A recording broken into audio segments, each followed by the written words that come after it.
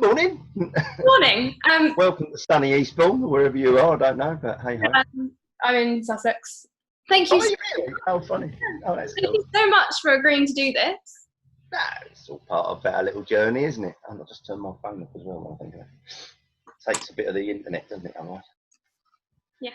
That's what I did learn when I done a couple of live shows, which was quite bizarre because obviously, at least I'm talking to you, but of course when you do a live thing, there's nothing, there's no feedback, there's no timing, there's no clapping, there's no nothing. You just got this, you're just there doing this sort of like rolling kind of monologue in the hope that your timing from the years of experience is sufficient to translate across. I mean, even in the television studio, they've got an audience, haven't they? Or even on a radio, they tend to have. You know. It must be weird. It's also studying them. What are you doing? What are you studying again? It's an arts award. So I'm sort of doing different areas. But one of the areas is research, and I'm researching into how I could become a stand-up comedian. Yeah. So, cool. Do you think you could just tell me in a couple of sentences, like who you are and what you do, just so I can show? Yeah, I'm UK comedian Adrian Doughty, and I've been in the entertainment industry for about just over 25 years. Dare I say that my story is that I was looking after 25 homeless people, and at that time the interest rate was going up and up and up, so I was trying to sort of keep up. And one day I also was going through a divorce at the time, so I had 3 children. So to understand this, if you've ever watched the movie The Full Monty, it was the whole of that setup of the movie. Okay, that's cool. And it's about a father that wants to see his child, but they all get made redundant up in the steel industry in the northeast of England. And so, to cut a long story short, they end up doing a thing called The Full Monty, which is where a group of these factory lads that have never done anything like that, but driven by poverty, fear and desperateness, ended up becoming sort of male strippers of a sort. Yeah, and that's what it's about. Okay, so that's kind of how I sort of started, but I was 37 then, so obviously it wasn't a good year. It wasn't really a good time to start a career of that nature. So I very quickly realised that the drag acts and the other entertainers were earning more money. Oh yeah. So that's how I drifted that way. Very shortly after that, I was noticed by a guy that owns a troupe called the Oddballs, the balloon dancing guys that you might have picked up. I've seen a little clip of that. Yeah, so that's been going 42 years, and so we've been all over the world doing that. It's done just about every national television program there is. Toured with Jim Davison on his adult Cinderella, that was great fun. And then obviously, like a lot of the comedians, certainly your sort of Bobby Davros, Brian Connolly's, all those sort of acts. There's been a kind of cycle that goes through history, and that is that in those days that there was a thing like you go to a girls' hen night, or bachelor party as they call it in America now. So a lot of the comedians used to start doing those. Yeah, because obviously the demand is higher. Yeah, and then before that, if you go back another generation to sort of Bob Monkhouse, Bruce Forsyth, those ones, they would all be at the Windmill in Soho in London, and they would do the shows 3, 4, 5 times a day. And anyway, the point of this is that they're volatile audiences with all of the excesses that you could imagine, and that's where you just then learn to sharpen your timing and your whole kind of delivery and how to deal with the hecklers. Yes. How many hecklers do you normally get? Like roughly, I'm not saying. I've been quite lucky. Well, like a lot of comedians, they have icons that they follow or people that they look at. But one of the guys that you could probably interview him, but I don't know whether he can do all this. I just about made it, didn't I? But he's 74 now, I think. But he was one of my mentors that I used to drive him around and watch him. And one of the things that he said is that when you go in to the venue, just don't say anything. Just be quiet, smile, be polite. Don't do anything. Don't say anything, but listen a lot. Because what will happen is that these people that you're referring to, whether they be 1 or 21, will show themselves in the crowd. So there's two parts to that. The first one is that because you've learnt your craft, hopefully, you knew what you were going to say before you left home. Yeah. So as they say,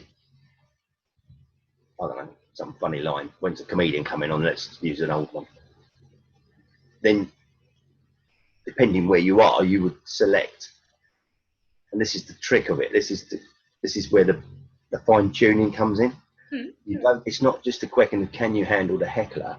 It's a question of how are you going to handle the heckler, and at what point are you going to hit he or she with the line? Is it going to be gentle? Is it going to be an aggressive reply? And you could use the same heckling line in about 10 different deliveries. In the same way that if you were walking down the street and an elderly lady bumped into you accidentally and said, "Oh, sorry, my dear," you know, you go, "Oh, that's all right. Sorry, are you all right? Are you all right?" You would say, wouldn't you? Yes. Okay? Whereas if you were walking down the road and you could see there was 3 guys that were just been down the pub, had no respect for anything or anybody, and deliberately bumped into you, your reaction would be fast, harsh, and probably quite aggressive. Yes. To communicate with them in no uncertain detail. Don't mess with me because, like, you're out of order, and don't do that to me. Yeah, go away, get out of my space. Can you see that difference? And that's the same on the stage. So if I was in I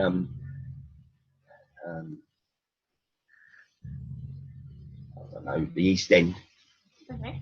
a cocaine-fueled, massive, like full-on. Let's be really extreme about it. Let's say it's the one of the football clubs there. Do you know what I mean? In down in, I don't know what the name of it. And you know, they're known for violence, and you know what I mean. So if you go into there, you're going into their clan. So you've got to prove yourself in that clan more so than you would if you were just in a nice, quiet social club in Gloucestershire, for example, or a nice little pub in the back of Sussex or something like that. Everybody's sitting there quite polite. Do you know what I mean? And happy to pay to be entertained. So there's the two to sort of deliveries. So yeah, that's how I would explain that. Okay, thank you. The worst thing I would say, which is probably the most unusual, the worst thing is that I've done it wrong. I've done the wrong line in the wrong time, and the guy pulled a gun out and he was going to shoot me. So that's how important it is to get it right. Wow, okay. What sort of line? Did you use like a weaker one than you should have done, or did you go in too strong? Well, I think the first mistake was I was fairly new, so I didn't realise where I was. So I didn't read the room very well. I was in Peckham, in a pub called the Belvedere, Sunday afternoon. I didn't realise that each group of guys were a different group of criminals. I bet I didn't know where there was any criminals. I didn't have a clue about anything. Okay. I was just there doing what I thought I was doing. And so the good news is in that environment, there's a pecking order. And actually, you're probably safer there in reality than you would be somewhere else because of that. A bit like an army situation, or I do the Marines quite a lot. So it doesn't matter who you are in the Marines or the army. 99.9% of the time, unless you're the Queen, you are reporting to somebody. Do you know what I mean? So if someone goes, you know, "Recruit Smith, shut the fuck up," you know, you get that. And it's the same in an underworld situation where this guy pulled out the gun, and I went, and I was frightened, obviously. Big guy at the back who's actually called, and you can actually search him if you wanted to. I don't know how deep you're going with this, but say I'm not here making anything up. Yeah, this is raw, as live as you get. Yeah, so if there's something you play it back and you go, you must have been making that up. That couldn't possibly be true. My suggestion is, if you wanted to, you know, because someone might go, well, when you're doing your interview or you're there looking at your work, you go, well, how do we know this is ridiculous? How could it possibly be true? So what I'm saying is, if you wanted to back check some of the things, you can. You understand? So the guy's name was Charlie Breaker. He's at the back, and then he just went, "Sit down, boy." The guy sort of put the gun down and sat back down. Well, that was lucky. Yeah, that's my very fault. What I said was quite harsh. I Okay. will say it was quite harsh, but you must remember, even though I didn't exactly know where I was, I knew enough to know that I had to deal with this. I mean, you can't go home. Are you with me? You can't. You can't. This is not. You're going to probably interview guys that do the other comedy, as they call it, the alternative comedy. So their spot would be about somewhere between 4 and 20 minutes. That would be the top of the bill, half an hour max. I'll do 2 40s, so you're talking 80 minutes at least, or the whole evening.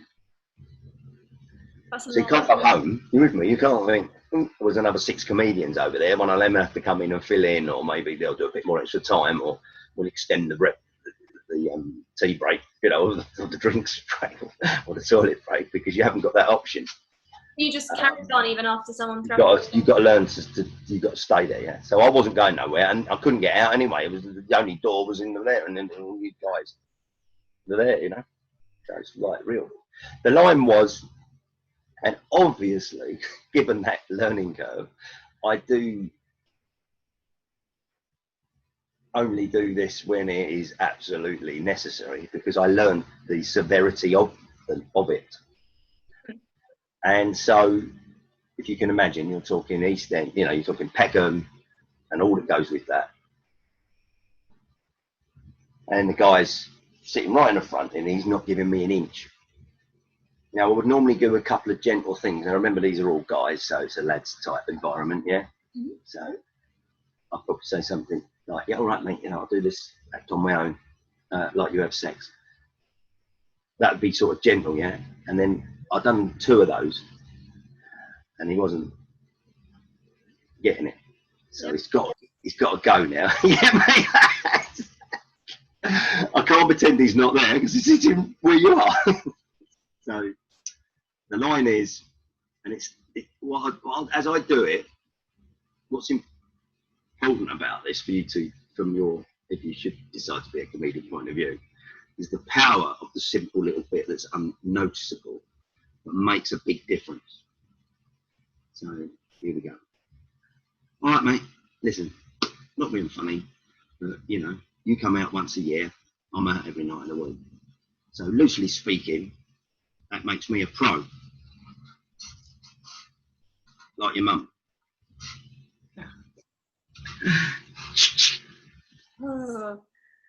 But you must remember, you are the audience have guns. This is like kind of, that's as raw as it was, to give you the rawest situation. That's what I would do. Now, obviously, if you're doing Sunday night at the London Palladium, which I have also done, as you probably noticed on the thing, that was with Joe Longthorne. Yes. And so there is a completely different set of circumstances, but what's the right word? The unpredictable can still happen. So, for instance, if you take the first little bit of the conversation as your worst case scenario for a new comedian to walk into, I don't think you could really find one worse than that. I don't think. I have got loads if you wanted them, but I'd pick that as a pretty down there. So if you then go the other end of the scale, I would have thought myself, before this experience, that the higher up you go and the more money that's involved, you are talking about tens of thousands, that the people doing the job would be at the top of their profession. I mean, you probably know this, but I'm just going to say, get a recording. If you're a tennis player, you want to play Wimbledon. If you're a snooker player, you want to do the Crucible. You see? If you're an entertainer, you want to do Sunday night at the London Palladium. That's, apart from the Royal Albert Hall or the O2 maybe. But even then, nothing's got the prestige of the London Palladium. The sheer thousands of stars of the highest accolade around the world that all aim, no matter where they've been in the world. They could do Las Vegas, they could do, they all want to go there and do that theatre. So that's a really important thing to share with you. So to put a show on there would be about £52,000. Wow.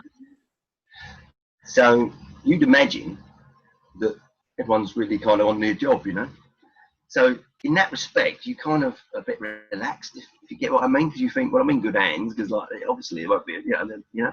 Yeah. But I can remember walking out there and the what they call the overture played. I mean, you know, so do you know what I mean? Ladies and gentlemen, that's Sunday night at the London Palladium. Your host tonight, Adrian Doughty. Out you come. In that instance, normally the front of house manager, when they've cleared everybody in and everybody's sitting down, he will then say something to the effect of, okay, you know, curtain up, or whatever his view, yeah. And then we start the show. Well, my first time when I walked into the London Palladium, no, I didn't bother with that. So as I come out, everybody's still sitting down and finding somewhere to sit and moving around and, you know, excuse me, man. Oh, wow. So what I was going to do has now evaporated, and obviously if you're doing the London Palladium, you've put a bit of thought into what you're going to do. You don't want it going wrong there. But when I walked out there, there's all these, you know. So all of a sudden, what you find is you then switching back to the funny little place in Peckham all of a sudden, because that's what's needed. Because obviously they're not listening anyway, these people. The people that are behind them are not listening because they're looking at the people and maybe getting a bit flustered because they paid £40 a ticket or something, and they didn't pay £40 a ticket for some old lady to be coming in with her sandwiches and a packet of crisps, you know what I mean? So in that respect, you've still got these things to deal with. So there's your two ends of the scale, and both of them you've got to be ready to be able to sort of slip into that. Got to be movable. Yeah. What would you suggest as sort of training? Do you think there's any training needed, like comedy courses, or is there anything that's worth doing? Well, I think that obviously in your case, if it was a question, bear in mind out, you're fairly close. So if it was a question I was going fairly local and you just wanted to stick your head in the door, whether it was record something, do something, get out there yourself for a couple of minutes. That's a me and you thing, so that's that one. If it's someone that has just got up this morning and decided they were going to do it, then traditionally in this day and age they would just go and do what they call open spots, which they basically wouldn't get paid for, and that would go on for a period of time until such times as somebody identified them in that venue. Is that how you started? No, I went the other way because I'd started doing the hen nights and the sort of balloon dancing and stuff. So I kind of done the, well, what I realised was that the drag acts do a little bit more than earn more money. So consequently, but I'm not gay, so I didn't quite know how I was going to do the whole drag thing. You know what I mean? I wasn't, you know. But there was a movie called Mrs. Doubtfire, which you probably noticed. I've heard your Mrs. Doubtfire impression. It's very impressive. Yeah, so that was that. So, but what I learned from that was is that because it's a very quiet and gentle delivery, if you go into a hen night with a couple of hundred girls that are 100 miles an hour, you know, they were getting ready at 5. The limo picked them up at 6. The first bottle of vodka's already down. By the time they get to their hen night at 8:30, it's flying, you know. So you can't be sort of going, oh, there you go, dear, you know, and all that, because it's too gentle. So what I did was I ended up, as per the movie, she does come in and out of character, obviously, because he's a man dressed up as a woman, and he gets pissed and gets mixed up and all that. So I played on that. So I'll come on as Mrs. Doubtfire, as per the photos that you've seen. I'll start off, and I'll stay in it, you know, as long as I can. But if, for example, someone heckled, depending, once again, if it was a hen night or a cabaret, you know, maybe if it's a cabaret and then you get some guy that's got to make some, in his head, homophobic comment, for example, in which case I'll just instantaneously just come out and go, look, mate, it's a joke. I don't dress up and hang out old ladies' bars, you know, whatever. You know what I mean? And then everyone sort of laughs at him, and off we go. You know, so Twit dressed up like this for you lot tonight, you know, and then off I go, you know. So that was that one. But then I learned that the girls in particular wanted the glamour of a drag act as much as they do the wit or the sort of joke style of it. Mm. That's when I drifted onto Dame Edna. And obviously I've been doing it a while, so obviously Dame Edna was more on the television at that time. I mean, she still propped up from time to time. So that's when I was comfortable with that. So then obviously from that point on it was, I became a little megastar, darling, if you know what I mean. And I think that you do, dear. And so I did that. And yeah, so that was how I'd done the hen nights. And then that doubled up as a little extra for the posters to get people through the door. Mm. Give them something else to put on the posters. So it's good as I've got a comedian, but some of the people with Dame Edna and, you know, do you know what I mean? It kind of, yeah, it helps. Colour, you know, to it. Right. Maybe they'd have a singer on as well, so you'd have that. Yeah, that's how that happened. Yeah. So, would you say that I should do a comedy course, or do you think drama school would be a useful option? I think it depends what your long-term goal is. If it's something that's a part of your life, that's one comment, and i.e. something you want to get out of your system and something that you want to do because you fancy doing it because it looks like a fun thing to do, then that's one thing. If you're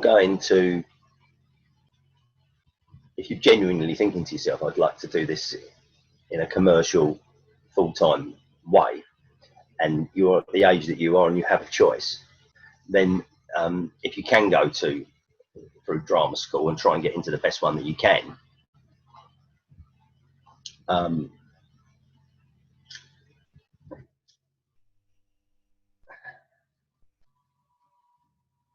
to work out how to phrase this without getting myself into trouble. Right. When you watch Britain's Got Talent, if you look at the small print on the bottom right-hand corner with the telephone numbers, you will see that it says funds to the Artist Benevolent Fund. Okay. Yeah. And that is for a home in Twickenham for retired entertainers or maybe ones that have fallen on hard times. And they do other stuff as well, but that's primarily what it is. So there's around about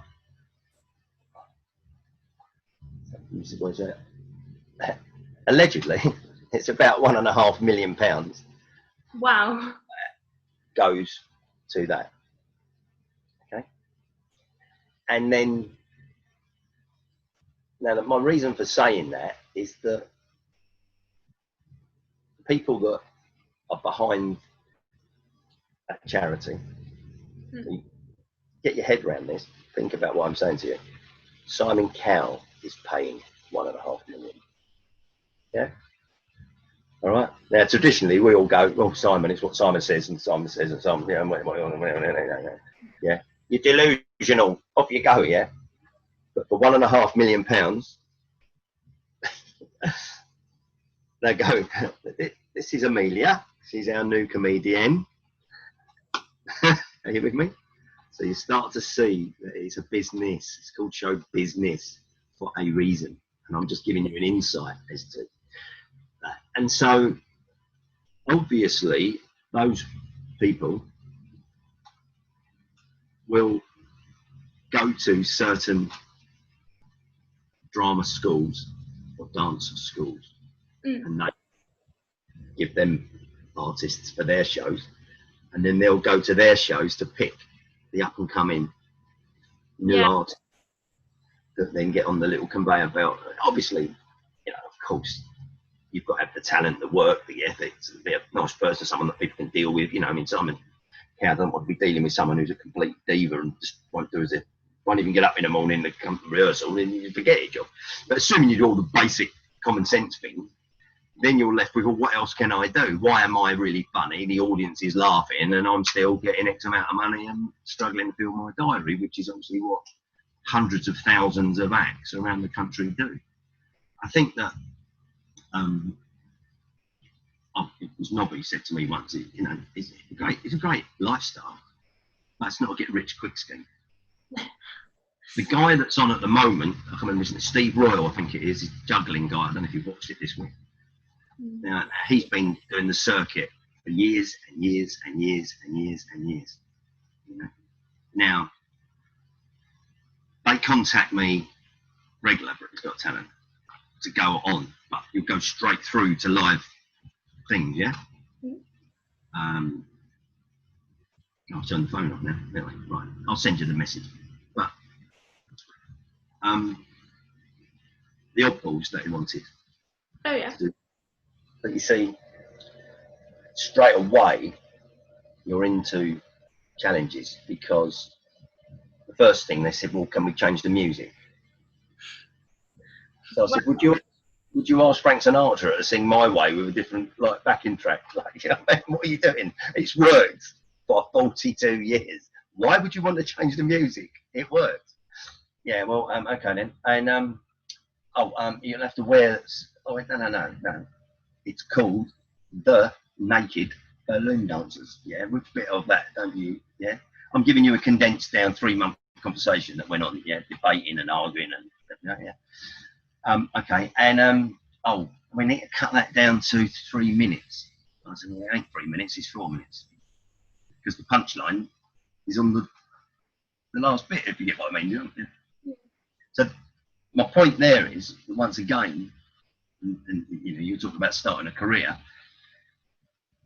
you could spend in the next X amount of time, get right the way through to a set point where you think, well, you know, Britain's Got Talent, ITV's phoning me, I'm invited on, straight through to live auditions, I'm not queuing up with 10,000 people, wow, didn't I do well? And they go, oh, by the way, I see you've got a piano there, I assume you can play. Yes. Right, so that's like saying go on there and right, you're going on as a pianist. With your piano. No, we don't need a piano, we don't need those. Can you sing? You spent 20 years learning to play the piano. Do you know what I mean? That's the dark side, the bit that you need to take into consideration in deciding if you're going to do that in a career sense of the world. And of course, that's long before we got a phone call, in the news, you know, with dear Boris said, by the way, it's now illegal to sell a joke in a private place. So that didn't help too much either, you know. No. Yeah. But anyway, for you, aside from going to drama school, then you would just, they used to do it in the stage, but basically there's enough groups now. If you just Google the comedy groups and you just go along. I mean, obviously I know the best person down here that I would introduce you to help you in the sense of what's called the alternative comedy circuit, which I'm not getting into a political argument with you. I'm just saying the facts of what is. Yeah, I don't make the rules. I'm just saying it's a quite a left-wing audience. So therefore, I done a little show to help the guy that you may have even spoke to. He's on local radio down here and everything else. And I done a Chinese accent. Now, the reason that I done a Chinese accent is that my doctor's Chinese, and I'm of an age where men have to have things checked down below and all that, yeah. So I had a blood test for that. It's called a PSA check, and then I went back. Now then, because she's so efficient, and this is the important thing to me. If I said, I don't like Chinese people, she's useless, and you know, it was very degrading, I can kind of see where there would be room for criticism. If you are only speaking highly of somebody, which I did, I said, look, she's so efficient, and the minute I just go in there and she starts talking to me, I just get the giggles. Because the minute I go in, she goes, oh, how are you? I said, well, come back, oh yeah, blood test. Oh, no problem. I look after you. You'll be okay. I make sure you're well. You'll be good. You come back next week. Right? That's it. That's what I done, right? God almighty, there was an absolute mental meltdown in this place. I had to write a letter. Apologising, explaining. Now then, did I want to do it? No. Am I bothered? Definitely not. So much so that I have done that routine. I've just given you a little bit of it. I've done the routine in every country. So I've done it in a Los Angeles Comedy Festival. I've done it in Australia. I've spoken to my doctor. I've spoken to the local Chinese fish and chip shop, right? And the point is to try and elongate that statement. The key as to why I did that routine in that place was that they said to me, those people at the back there, which was a large percentage of the room, it was a little wine bar down in Eastbourne Town Centre somewhere, I can't remember the name of it, but it's down there now. They said they all belong to an over 50s Facebook page, and today they've chose to come to us. I said, oh, great, okay then. So therefore, I adjusted my material to suit them in particular. And of course, for a man 50 plus, if you do not have a PSA check and you do not make sure that your prostate as a man is healthy, you will die. Fact. Okay. If you are of West Indian, or Asian descent, the percentage is something like about 30% more of that. All right. Right. So my point is, and this, I think this is a part of entertaining genuinely, is that you're not just there to make people laugh and have a good time, but if you can help as well, then that's a good thing. So the whole essence of the story, which is, it then goes on that when I went back, as per her, she said, oh, you'll come back next week, you'll come back next week. So I went back next week and I changed my size 8 little Chinese lady. Sorry, I should just explain that what happens is if your blood test PSA is high or higher than the government sort of considered, yeah, then the next bit of the process is they need to check it. Okay, are you aware of? And they do that by you bending over and they put Vaseline and you can work out the rest. Okay, so correct, right? But that's what you're aiming for, yeah. You're creating pictures in people's mind.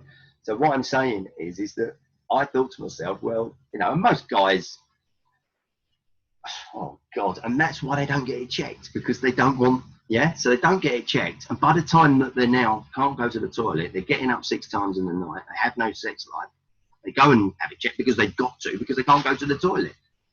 So consequently, that's when they go, sorry, your PSA's up there, you're now in cancer treatment, and they die. That's what happens. So my whole essence of this little routine was, so I'm now going back to the second bit that you now got together in your mind. So I went back and I swapped my little Chinese lady with a 6'4" Russian with hands like bananas. He said, hello, my friend. Hello. Okay, you know what we do today? Yes. Okay, so you're dropping trousers. Anyway, so that was the routine. And then at the end of it, and I'll go, anyway, ladies and gentlemen, on a serious note, gentlemen, if you haven't had a blood check, please go and have it done. It might save your life. So let's have a round of applause for that. And then everyone's clapping, and then we go on to the next subject or the next little bit of it. But it shows you how easy it is to offend people and then. Yeah, so with that in mind, just because I'm an old fuddy-duddy and I'm a little bit stuck in my ways, although I'm not stupid, I wouldn't the whole idea is to entertain people. You haven't gone there to cause offence. But for you starting, he would be a brilliant person that's local in Sussex, does lots of open things. Even if I just met you at the first one just to introduce you, you know what I mean? And then you could tinker around, following him around and interview some of the guys there. And it'd be worth doing because it'd be a totally different interview to mine. Completely, utterly different because they haven't done the London Palladium. They have never had a gun pull. You haven't got that end of it, but you need it all. You don't just need my bit, you need their bit as well, you see? And then you can have a bit of an overview. From my point of view, you can always come back to me and ask me anything you want at any time anyway. It's not a problem to me whatsoever. It doesn't cost anything, does it? Do you know what I mean? So, yeah. I have one last question, and that is, do you think it's harder for a female comic? Wow. it's going to sound really sexist now. I don't think so. I don't think so.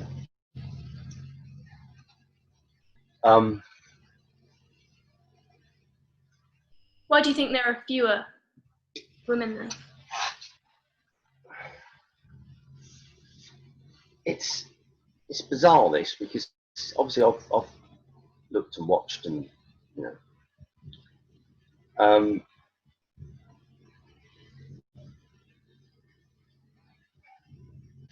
if I done a sexist joke, that would be wrong. For some reason, a woman can do a sexist joke and that's all right. I don't know why that is, but it seems to be okay. It works. So if I was to be very derogatory to a woman, that would be considered offensive and so on. This is not something. This is only something you can observe yourself as you do your little tour around. But for some reason, it's okay to say a man's an arsehole, or it's this, or it's that. Do you understand what I'm saying to you? Now then, having said that, something we haven't sort of covered, what I think is relevant, is that in this genre sort of moment in time that we're in terms of comedy, where these things like the Black Lives Matter or me doing that voice or what you just asked me are such important parts of the process. In my experience, I went to a gig once, bloke's got a voice box. So he's got throat cancer, right? Yeah. He's dying. He knows he's dying. Everyone else knows he's dying. But guess what? He's at the front with a voice box. But everything I said, he went. Have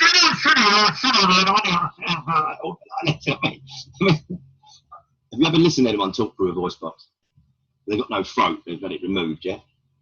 So, like, what do I do? I mean, really? Do you know what I mean? How am I going to deal? I mean, all right, the bloke pulled out a gun, fair enough. But, like, the bloke with cancer with a voice box, what do you do? What do you do? Yeah? If we listen to the left-wing politically correct side of things, the last thing that you would do was say anything about that poor man with cancer. What a terrible person you are. But, once again, I put it to you, this is your wages, yeah? You're going to go home several £100 lighter because of a man with cancer was in the room? The realities are, you're not going home without your wages. The realities are, you won't be asked back if you go home. Yeah, you don't have. There is only one way, and it's that way. So for me, once again, a bit like the guy that pulled out the gun. Obviously, I gave him a couple of little general thoughts. Like, don't do this to yourself. It's not going to work. And then all of a sudden, I went, if you don't shut the fuck up, I'm going to come and take the batteries out of that bleeding thing in a minute. And then there was silence.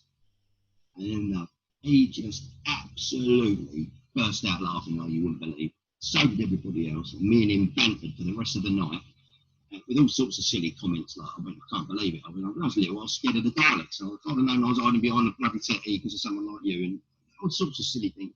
Now then, the key to this bit is that afterwards he came up to me and he had in my hand, I swear to God, I thought he was going to break my hand. And he was going like this. And he said, thank you. Thank you. He said, as you probably gather, I haven't had a very good year. He said, and tonight you've just made so much difference to me, and I just can't. And he's crying, and he's begging, and if he could have given me £1 million, he would have done. That's the bit that's lost. Man in a wheelchair, probably 26, 27, had arms like the top of my legs. Good looking, blonde, like, you could put him on the front of a bloody Keep Fit magazine, you know what I mean? It's like, same thing. Now I've just arrived, his family's all there, and he started, like, spiteful, like you wouldn't believe, like, really spiteful. I'm thinking, shit, this is his family, it's his birthday, he's in a wheelchair, what do you do? What do you do? What would you do? I guess you'd have to insult him in a way that didn't involve his disability. Well, that would be the thing to do, but you've missed the point that the man with the voice box wanted to be treated normal. And guess what? So does the man in the wheelchair. And that gets lost. Can you see what I'm saying? So one of my and you can look him up. His name's Tony Gerard. So look him up afterwards. He's in a wheelchair. I followed him around. I've had a holiday with him. I worked with him for 20 years. Jewish man, is in a wheelchair, paraplegic from polio from 4 years old. And his whole act was taking the mickey out of himself and being, you know. So once again, I can't go anywhere, remember. Yeah. That's all right. The people that go, well, you shouldn't do that. And I go, well, that's fine. You're going to pay my petrol home. You know what I mean? So in his case, you know, and I said, all right. I said, don't have a go at me, because every time you fart, you go up in the air. Once again, similar thing. Silence. He burst out laughing, banged her all on board. And then I kept on hitting him with stuff. Obviously, I could, because of my friend. I knew so many funny lines, you know, around that. And once again, afterwards, he came up exactly the same. And now you talk about the first bloke had strong arms. This one, he looked on a bloody wheelchair. He'd like that. I thought you were going to pull my arm off. And his actual words to me were, "Thank you. You treated me as me. And if I'd had my legs, I would have given you the same shit." His words, not mine. So I'm not saying I'm right. I'm just telling you what's happened. Yeah, I'm not saying in this new world that we live in, I'm a fossil in it. But I was out last Friday in Hanwell, you know, about 60 people there, and, you know, done an hour and 10 minutes. Once again, you're in a really, it's quite a poor area, you know what I mean? So you're dealing with the issues of poverty and the hardships of reality. Mm.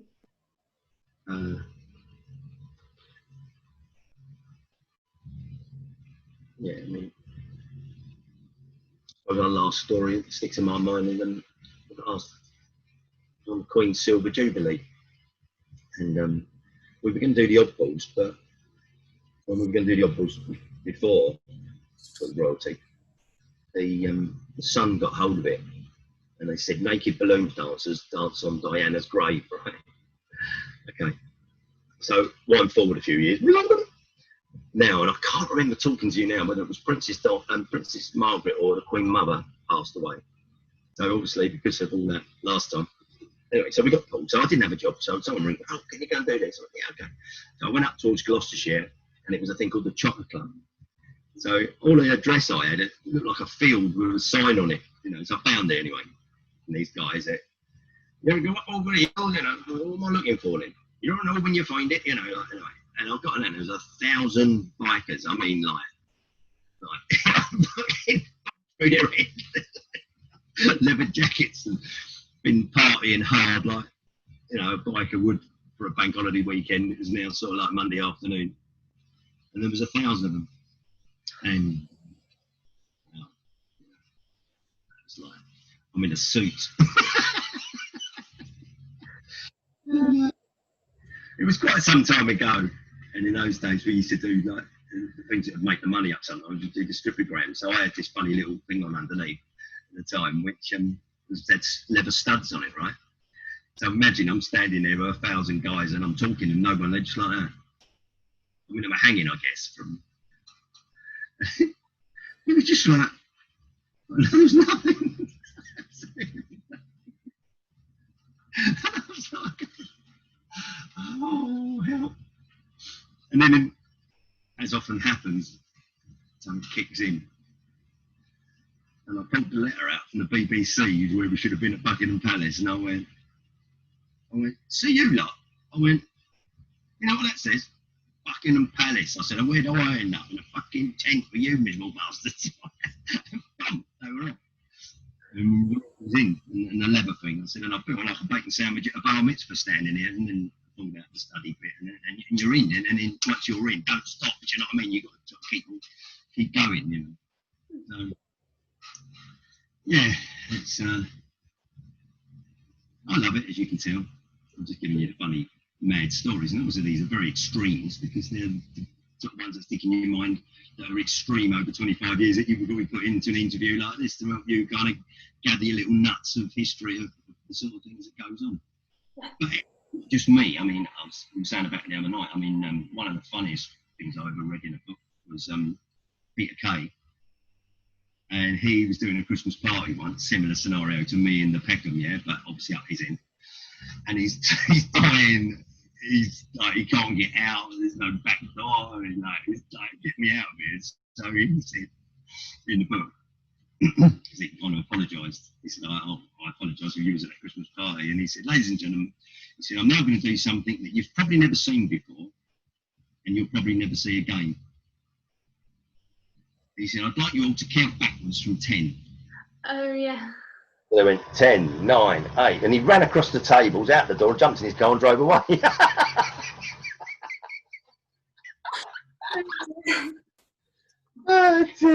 So yeah, but yeah, I think, you know, I'll talk your age. I mean, I've got things here. I've done. Do you remember the Great Train Robbery? Have you heard of that in your little life there? No. In 1964, I think, a load of guys they robbed a mail train from England to Glasgow to London. Yeah. Of what would be billions in today's money. And one of them was called Ronnie Biggs, and he was on the run for 40 years. So there's films like Phil Collins' Buster, you know, all sorts of movies and documentaries that you can find on that. But eventually he came back. He went into prison for 10 years, and then he came out, and then he was in an old people's home anyway, the underworld. And you tend to find that it's not unusual for the underworld and entertainment industry to be quite closely linked, because obviously they own a lot of the clubs and the bars, a bit like your Frank Sinatra, your Barbara Windsors and all them sort of people, all kind of, you know. So yeah, so that's quite interesting, all those sorts of characters around London and the things that have gone on. And we put that event on, that was quite interesting. Probably a more up-to-date one, I can't remember his bloody name now, is this one here? There's a lot of films out at the moment called The Rise of the Foot Soldier. Have you ever seen that movie? They're just doing another one. They've done about 4. So that's, we do like audiences with, so that's another little bit of the business. This guy on the right is Cass Pennant. You've got Dave Courtney there. Yeah. And you've got the guy on the far left there. He's an actor now, but he was a boxer. So, and you can see there's other ones up there, like there's Frank Bruno and different world boxing champions. So that's another bit of the business, is where you can sit and you interview them, a bit like sort of Piers Morgan type life stories sort of thing, but you know, not on the television, but in a venue. And people come along over Saturday afternoon and do that. So there's things you can obviously branch out doing once you get your foot in and that sort of thing, you know. I'll just have a little look on here, see what I can't remember his bloody name's on it here.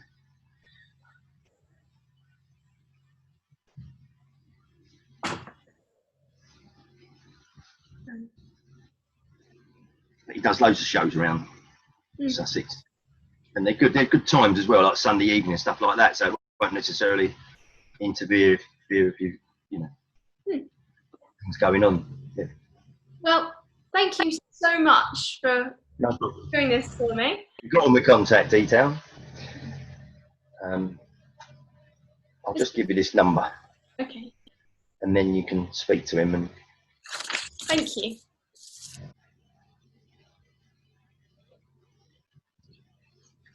Right. Okay. Here we go. Okay. Oh, actually, do you think you could text it to me just so it's not like... Yeah, do that, yeah. Okay. That's cool. Thank you very much. No, that's all right. Sorry, gone on a bit. There you go. Just to check, I just need your permission to put this on YouTube so I can put it up on my website. Yes. I mean, I'm not really going to see it on YouTube, but it'll be on my website. He'll say will. All right. All right, my love. Bye. Good luck in all you do. Thank Here you. if you need any help, all right? Yes. Be lucky. Bye.